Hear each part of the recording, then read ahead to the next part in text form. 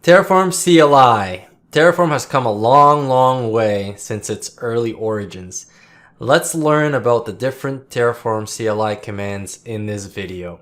Hi, my name is Sam Gabriel, and let's get started.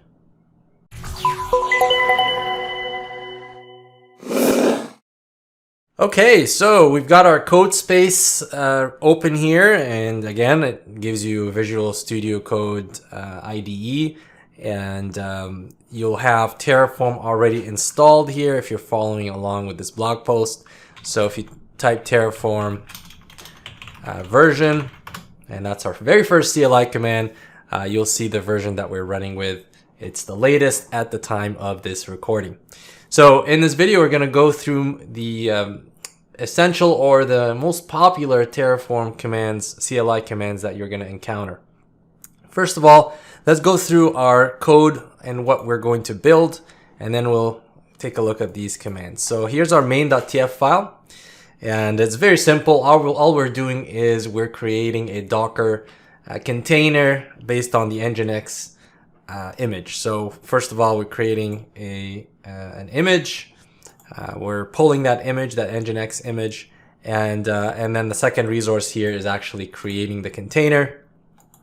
And we'll see as we come along what this conditional is for the workspace and so on. But just know that we're grabbing this provider, or we're using this provider for Docker. We're running version 3.0.0, and we're just pulling a container, an Nginx image, I should say, and then we're building a container based on this image. All right, so that's main.tf. Variables.tf, we have our variables here, the image name, image tag, internal port, external port for dev, and external port for prod. Then we got our terraform.tf vars file, which is where you can assign your variables. Again, we got Nginx, the image tag, the Nginx tag we're using, internal port for the containers, port 80, and external ports, whether you're running in dev or prod, for the host that we're running on. And then finally, our outputs.tf file, all we're doing here is outputting the container's ID. Okay, so with that, let's go back and take a look at the first command here that we want to look at, and that is our terraform init command. Okay, so in our directory that we're in, we're going to run terraform init, and it's a basic command to initialize our directory that we're in. It pulls down the provider that we called on. So this Docker provider, as you can see, with the version that we called on, version 3.0.0. If we had any modules in this folder, or if we're calling an external module, it would also get initialized and pulled in here. As you can see, everything is initialized. Terraform has created a lock file, .terraform.lock.htcl, which is right here. If you examine this file, you'll see that it has our provider, and it locked the version of this provider. It would do the same for modules as well. And this is a very important file, and it's recommended that you push this file into your Git repo. And the reason for that is that later on, if somebody's using your code, or if you're using your code, you know for sure that you will run with this particular version of providers and, of course, modules. And that way, there would be no breaking changes if there's a newer version of this provider. Okay, perfect. So that's what we can see here with the terraform init command. There's also a terraform providers folder here that gets created. .terraform providers registry.terraform.io, the actual provider name, and then there's if you go here, you'll see the actual provider pulled down here, and then the binary of that provider here. You don't really need to worry about this too much, but just know that this gets pulled into this .terraform folder. So if you run a tree-a, you can see really quickly our .terraform and our file structure here. Okay, let's clear that. Let's close this binary. All right, so let's take a look now at our next command. And actually, before we move on to Terraform Validate, I want to show you that you can actually upgrade to another provider. So to another provider version. So 3.0.1 is the latest. So let's go ahead and go to our main.tf file. And here, let's upgrade this to 3.0.1 and see what happens. Okay, so let's run Terraform init. And if you run Terraform init by itself, you're going to get this error message. And let's read here what it says. Failed to query available provider packages, could not retrieve the list of available versions. Locked provider. 3.0.0 does not match configured version 3.0.1. Must use Terraform init upgrade. Right, so that's our next command. That this is a Terraform init with a flag of upgrade to bypass the lock that we have. Remember, we had a lock in the log file here that said you can only use 3.0.0, but we're calling on 3.0.1. So to bypass that, we can run it, and now we've initialized correctly. And if you notice quickly, this has changed now to 3.0.1, our log file updated. Just be careful when you're running this command, know what you're doing, test it beforehand so you don't introduce any breaking changes. But this would be the way to upgrade to use a newer provider or a newer module. Okay, so promise we're done with Terraform init and we're moving on to the next command, Terraform validate. So Terraform validate is a really good command that allows you to check the syntax of your configuration files. And here, this is a success because all our configuration is good. Now let's go ahead and just comment out our Docker image resource here and run this again. And notice that this Docker image gets referenced in the Docker container. So obviously that's not good if we're commenting it out. And sure enough, when you run Docker validate, you get this error message, reference to undeclared resource, and it gives you the line number, line 18, right here where we're having the issue. Okay, so let's uncheck that, uncomment that, run Terraform validate again, and that works perfectly fine. So Terraform validate is really handy to validate your code, and it's typically used in CI/CD pipelines where you want to fail the pipeline right away if there's an issue with your syntax, as opposed to going through the Terraform plan and taking more time. Which takes us to our next command, Terraform plan. So let's run Terraform plan. And Terraform plan really gives you a dry run of what's going to happen if you provision the resources that are defined in your configuration. So as you can see here, here's our Terraform plan. It shows you the selected providers to generate the following execution plan. And for the most part, it's going to create because there's nothing existing right now. And the plus green sign here shows that everything here is going to get created. We're creating this Docker container, Nginx container, all the resources and all the attributes that will show up here, and then our image, and then planning to 0 to change, 0 to destroy, and the changes to the outputs. We're going to see the container ID as an output. And notice this, you didn't use the -out option to save this plan, so Terraform can't guarantee to take exactly these actions if you run Terraform apply now. If you do run Terraform plan -h, which gives you the context help menu, you see that at the bottom here, -output writes a plan file to the given path. This can be used as an input to the apply command. So if you run -output equals plan dot out, something like that, this will output a binary right here, which is a plan file output binary, and this one you can use with the Terraform apply command to specifically apply what is inside this plan. And this is important when you're running a peer review with a pipeline. You might have a speculative plan that gets run, and that plan gets reviewed maybe hours later, a day later. So you want to use the exact same plan that got ran before. You need that same binary to run rather than rerunning Terraform apply with a brand new plan that wasn't reviewed. So it's very important to use this in a CI/CD pipeline also with a review process. Okay, so that's Terraform plan. Again, it's a dry run of your environment.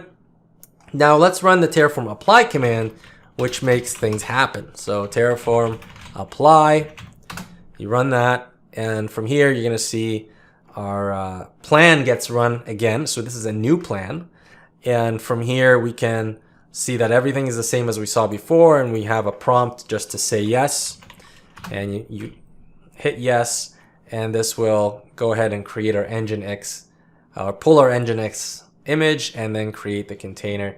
And we can now open it in a browser. And here we go. It's on port 8090, and we get our welcome to Nginx welcome page right here. So everything is running fine. We can also run docker ps, and you can see the container ID output is similar to the container ID we get from the docker ps command. So everything looks good. And you can also run the auto approve flag, which allows you to bypass the prompt here. And this is useful in pipelines as well when you're automating this process. Be careful using this, of course, just with the CLI, because it doesn't run a plan, it bypasses it. It will run the plan, but you won't have time to stop it. It will go ahead and apply the changes. Now, there is a state file that gets created. So the state file is a file here which holds all the information that Terraform knows about the real world right now. So you can see that we have our resources. We got different resources here. We got a Docker image, and we have our Docker container. And in here you get all the attributes. So you can see the ID of the container, the image SHA-256, a bunch of outputs, the gateway IP, and so on and so forth. Same thing with the container. So this state file really reflects what Terraform knows about the real world, what got provisioned in the real world. So it's important to secure this state file because it can have sensitive information. Right now, this is a local state file. It's recommended to use a remote backend, something like env0, for example, to store your Terraform state file securely, and for collaborators to collaborate on the same state file. Right now, it's just sitting on my own machine, but if you're collaborating, you need to have it in a central location. Okay, so now let's go ahead and look at our Terraform destroy command, which you might have guessed it, destroys our environment. So Terraform destroy, when you run that, it will run a plan automatically. So this is equivalent to running Terraform plan -destroy. So that flag will give you the same thing. You'll run a destroy plan. But right now it's going to run a plan to destroy everything here. You can see destroy, and it's destroying our container and also our image. And you can see here at the bottom, the summary, we're destroying 2 items, and it gives you a prompt. We can say yes, and this will go ahead and destroy everything. Now you can run Terraform destroy auto approve, similar to Terraform apply auto approve, but I highly recommend against this because it will give you no time to check the plan, and you might just destroy your entire infrastructure. So don't do this in production. And like I mentioned, there's also the Terraform apply -destroy, similar to the Terraform plan -destroy. You can run that command. That will do the same thing as Terraform destroy. But having these flags are important when you're automating with a CI/CD pipeline, as opposed to running the Terraform destroy. It's easier to run the apply with a flag or without the flag in a pipeline. Okay, so now let's take a look at the state file. We should have nothing in the state file here if we run this and take a look here. And sure enough, since Terraform has deleted everything, if you run docker ps, you'll see our containers gone, Docker images, our image is gone, and our state file reflects what's in the real world. There's nothing left. There is a Terraform TF state backup file as well, and you can see that this is what the previous state file contained in case we need to revert back. So you get this new Terraform state backup file. All right, very good. So let's move on, and now let's take a look at a couple more here. Terraform console command. So before we get to the console command, let's run a Terraform apply auto approve to get this going fast. And once that happens, we're going to run another command called Terraform state list, which is going to show us what's inside our state file, or the components in the state file. So Terraform state list will show us that we have our container and our image right here. Now, if we run the Terraform console, you can see that we have an interactive console that you can work with. And if you just run something like var.image name nginx, which is the actual variable that we have right here, image name, which is nginx. So we're actually reading this from the state file. And that's not very useful in this instance, but in many instances when you're troubleshooting, it's helpful to see what exactly will get printed out. For example, here's another example where in the main.tf file, I'm using this string interpolation to grab the image name and then the image tag separated by a colon.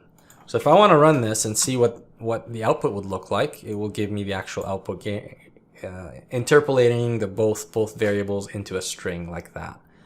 And then finally, you can also take a look at something like this. So I know that this is in the state file as is, so I can run that and it will give me all the output specific to this Docker container, nginx container. You can see all the different attributes and properties of this particular output. All right, so the Terraform console, very helpful when you're troubleshooting, when you want to look at outputs, when you want to reference some of those in your actual Terraform code. Now let's take a look at, first of all, Control D or Control C will take you out of the console. So let's get out of there. Let's clear here. And now let's take a look at the Terraform format command. So the Terraform format command formats your files nicely. So if we go here and just add a bunch of spaces like that and just make it look not so nice, okay? Something like that. In the main file, let's go ahead and do something similar. Let's go like that, maybe. Yeah, let's just mess it up a little bit. And now when we run Terraform format, what this is going to do is going to go through all the files that it detected that are not adhering to the proper standards, and it will fix the formatting for us. So you can see main.tf and terraform.tf vars. Now it's fixed for us and it looks much prettier, much nicer. You can run Terraform format with the recursive command or flag. And what this does allows you to process all subdirectories. So if you have modules, for example, inside a modules folder, and inside of that you have multiple Terraform configuration files, what you do with recursive, it's going to go and recursively fix everything for you, which is really great. Now let's talk about the Terraform taint command. And Terraform taint allows you to forcibly basically taint a resource, meaning that you are going to tell Terraform that you want to recreate this resource, replace it with a new resource of the same kind. So if we run Terraform plan at this point, you're going to see that one plan, we have one to add, one to destroy. And if you scroll up a little bit, the container nginx is tainted and must be replaced. Now, the taint can happen automatically. If Terraform runs into an error, it will tell you that this resource has been tainted and you need to rerun Terraform, apply. Or as we saw here, we can manually do this, maybe because we saw an error, or maybe because we just need to force Terraform to recreate this instance. So now what you do is you just clear here, run Terraform, apply, and they're going to get a prompt, say yes, and it's going to recreate our Docker container for us. Okay. So that's the Terraform taint command. Now, this has been actually deprecated, and in favor of a command that's called Terraform plan with the -replace flag or option. You can do this for a plan and for an apply. So if you run this command here, it will show you what's going to happen without actually committing to making the change. So you can see that same thing that we saw before, the plan here, we're going to replace the container. And then if you need to really commit to that, you can run the Terraform apply. And if we run that, get the prompt once again, this will recreate the container for us. Now the benefit here, as you can see here, with taint, you risk having another person run a new plan on your tainted object without your knowledge of the outcomes. So it's an improvement that HashiCorp has put in place so that we don't shoot ourselves in the foot here with the taint command. Okay, moving on to our final command, Terraform workspace, and it's a very helpful command when you want to deploy the same configuration across environments. So across your dev environment, staging, prod, and so on. Now, this is helpful when you have smaller configurations, smaller environments. It doesn't scale very well in bigger environments. For that, you have to look at another option. TerraGrunt is one option I discussed in a previous video.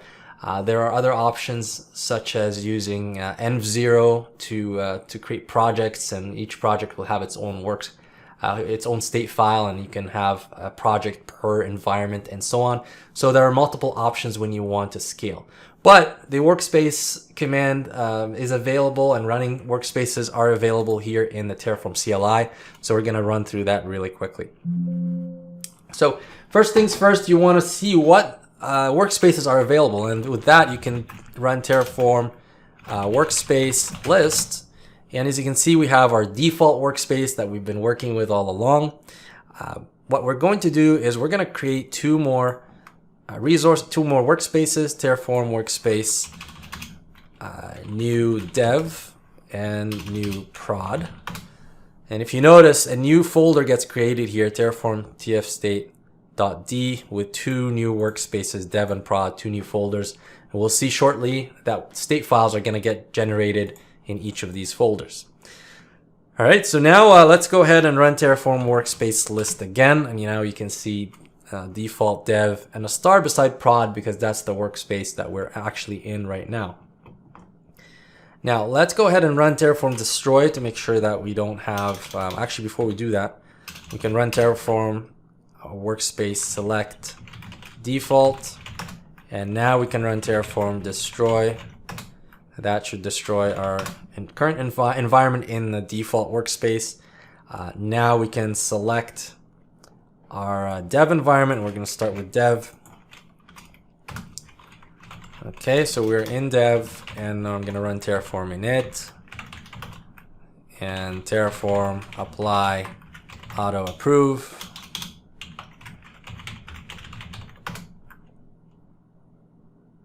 And that should create our first container for dev. If you recall, for dev, it should be on port 8090, as we can see here. Now let's move on to our workspace prod. So we're moving on to workspace prod, Terraform init, and now we can run Terraform apply auto approve, and that should go ahead and create our container for prod, and it's on port 8080, as you can see. If you clear here and run docker ps, you'll see that we've got two containers. We've got the first one here, and it's running on port 8080 with the name web server-prod, and 8090 for the dev web server-dev. So now we've created two containers running, one for prod, one for dev. And if you notice our terraform.tf vars file, we've got these two variables, external port dev for 8090, external port prod for 8080. In the main.tf, we're actually looking for the Terraform workspace that we're in, and you get this variable, internal variable, terraform.workspace, that we can tie into the name so that the container can be named web server and then dev or prod, depending on the workspace we're in. But also we have a conditional here, if you notice, and this conditional is for our external port. It's looking for the Terraform workspace. If it's equal to prod, it will use the external port prod variable. Otherwise, it will use the external port dev variable. And again, that's how we're able to get the two variables going. So this is how you can run Terraform workspace and get the ability to deploy the same configuration across multiple development and multiple environments that you have in your infrastructure. So dev, staging, prod, and so on. So there are many other commands here that you can take a look at, but I'm not going to discuss all of them. If you just type Terraform, you'll get them all, because then this video will be very long if I discuss every one of them. But we did go through the main ones that you're going to encounter very often. Import is a good one where you might need to import some external infrastructure into Terraform to be managed under Terraform. Terraform output is simple. It just gives you the output that we saw before after the Terraform apply command. Terraform state has a bunch of commands under it to look at the state file and manipulate the state file if need be, but it's not a common command that you want to use on a daily basis. Of course, we saw taint, and there's untaint, does the opposite. And that's pretty much it. I think we've covered most of the Terraform CLI commands. I hope you enjoyed this video, and I will see you in another one.